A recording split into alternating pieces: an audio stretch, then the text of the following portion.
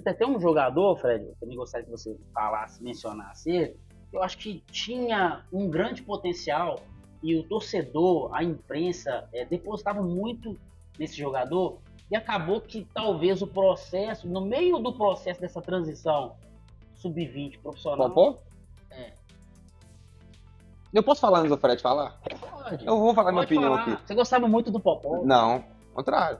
O negócio é que na época que o Popó estava jogando no Cruzeiro, a imprensa podia acompanhar o treino de segunda a sexta. Todos os dias, né? Hoje a gente vai na toca uma vez por mês e olha lá. Mas na época do Popó a gente podia acompanhar todos os dias. Eu achava que ele não ia vingar. Porque quando ele estava na base, e pô, o cara tinha 120 gols na base, você fala, pô, o cara era monstro. Só que eu não via ele jogando, não via ele treinando. Eu só via ele jogando. Mas quando eu comecei a acompanhar o dia a dia, eu vi que ele não estava pronto. A diferença física. Não, né? física, força, tática, tudo. Você fala assim, pô, esse menino tem muito gol na base, mas ele não tá dando conta. Ele não acompanhava o ritmo do treino da galera. E hoje você consegue errar menos a partir dos 16 anos. Para mim, jogador que faz 100 gols com 14, 13, 15 anos, para mim não é nada. Porque ele pode ter evoluído. Anos você consegue errar menos. Ele pode ter evoluído fisicamente à frente dos outros, ele pode ter evoluído mentalmente à frente dos outros, do entendimento. Então, por exemplo, um menino com 10, 11, 12, 13 anos, que ele chuta forte, ele vai fazer um monte de gol. Não estou falando que é o caso do Popó, depois eu vou especificar o que eu penso do Popó.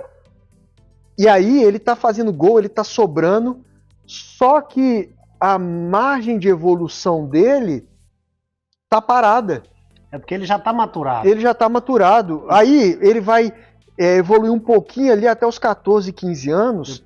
E depois ele vai estabilizar, só que os outros que talvez não estão resolvendo ali, estão treinando lá há muito tempo. Eles não têm um físico evoluído, mas daqui a pouco a força dele vai igualar. Então o que eu olho muito para o jogador é característica, por exemplo, a velocidade.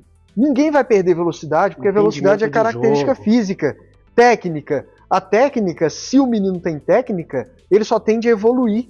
Então, são pontos que hoje ele pode não estar entregando o resultado que o treinador espera e ele pode estar sendo reserva de um que é pior que ele no momento, mas que está entregando um resultado talvez pela força, e isso aí gera muita bagunça na cabeça dos pais.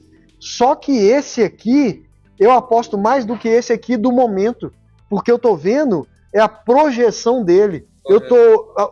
Igual a gente falou, o nosso negócio é o jogador chegar no profissional. Não é ganhar título na base. Não é ganhar título da base, eu não ganho nada com isso. Então os jogadores que eu seleciono, eu tô buscando ver o futuro dele. Então voltando ao caso do Popó, o Popó, ele é um artilheiro nato, isso é fato. Porque ele não faz gol na força, ele faz gol na técnica, ele tira a bola do goleiro. Ele não é um menino que desde novo ele estava fechando o olho chutando na força. Ele faz gol de tudo que é jeito. Então ele fez muitos gols pela capacidade técnica dele de fazer gol. Só que ele também foi um menino muito precoce e isso talvez bagunçou um pouco a cabeça dele. Sim. E aí ele achou que só fazer gol resolvia. E nesse momento aí que você está falando, é o momento que faltou entendimento para ele que só fazer gol não resolvia. Que ele precisava fechar os espaços, ele precisava recompor na marcação, ele precisava ter intensidade. Teve um momento que ele passou pelo, talvez um dos piores momentos da vida dele, que ele não estava entendendo o que o treinador queria dele. E aí, ele entendeu que ele precisava de intensidade, só que ele começou a fazer uma intensidade igual um barato ponta. Por quê? Porque o treinador falou assim, eu quero que você marca. E aí ele já entendia que ele precisava mudar. Aí eu sentei lá em casa, no chão da minha casa, pus assim os chinelos no chão, pus um chinelo aqui, e ele era esse aqui. O que ele estava fazendo? Aqui tinha o outro. Isso aqui é um zagueiro, um lateral.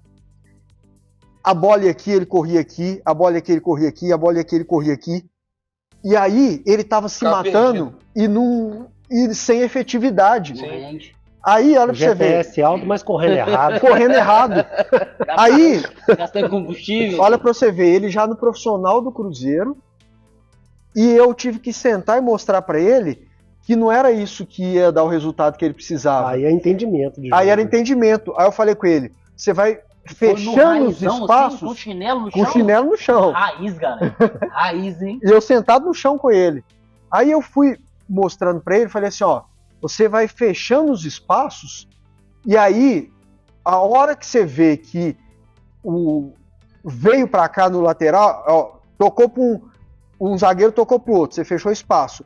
Quando o zagueiro tocou para o lateral, você vai fechar o espaço aqui, para ele não voltar no zagueiro.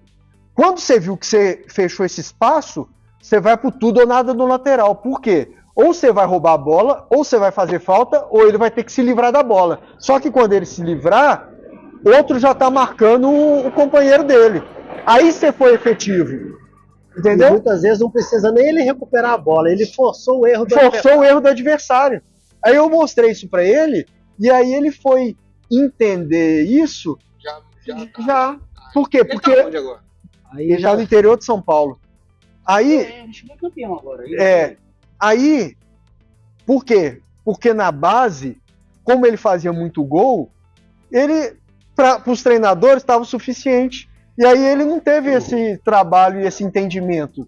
E esse tocou num dos problemas do futebol brasileiro, que eu acho também que a questão da SAF também pode virar essa chave, que faz parte da cultura do Brasil. Por ser um futebol onde não tem muita estabilidade, uma cultura que não dá essa estabilidade para os profissionais que estão na base principalmente, porque por causa da pressão que tem que ganhar títulos, Sim. isso acaba pressionando os treinadores a sempre colocar o jogador mais forte para jogar, porque a força ela conta muito nesse período.